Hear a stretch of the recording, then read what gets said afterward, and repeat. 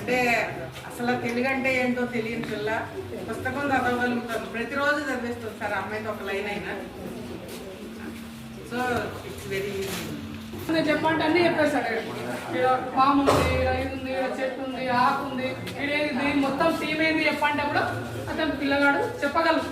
ఇంకోటి sir, class room లో మాట్లాడిన పిల్లోడు లైబ్రరీలో పోగానే చాలా ఫ్రీ అయిపోతుంది. మరి ఎందుకంటే దీనికి సంబంధం లేదు.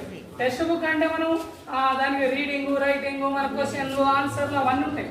ఇలా మనం అడగమని వాడే చదువుకుంటాడు, వాడే చూస్తాడు, వాడే ఊహించుకుంటాడు. అంతా హీరో ఆయననే, విలన్ ఆయన అన్నీ ఆయననే. మొత్తం తీస్తాడు, చూస్తాడు, అయిపోయింది సార్ మరి అంటాడు. లాస్ట్ మనం అడుగుతాం, ఏం నేర్చుకున్నావు, సొంత వాక్యాలు చెప్పు, నీకేం అర్థమైంది, ఒకసారి దీన్ని ఎక్స్పాండ్ చేయి, తర్వాత అడుగుతాం. అతనికి మనం ఇలా డిస్టర్బ్. ఇప్పుడు ఉదాహరణ సెల్ ఫోన్ ఉంటుంది.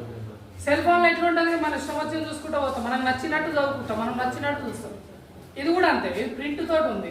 అతను ఈ బుక్ కాకపోతే ఈ బుక్ తీస్తాడు, ఈ బుక్ కాకపోతే ఇంకో బుక్ తీస్తాడు. అతను నచ్చిన బుక్, నచ్చిన లెసన్ అతను ఇంట్రెస్ట్గా పోవడానికి కారణం అదే అనమాట. మనం డిస్టర్బ్ చేయము. నువ్వు ఆ బుక్ ఏం తీస్తావు, ఈ బుక్ ఆ బుక్ ఏం మనం చెప్పొద్దు.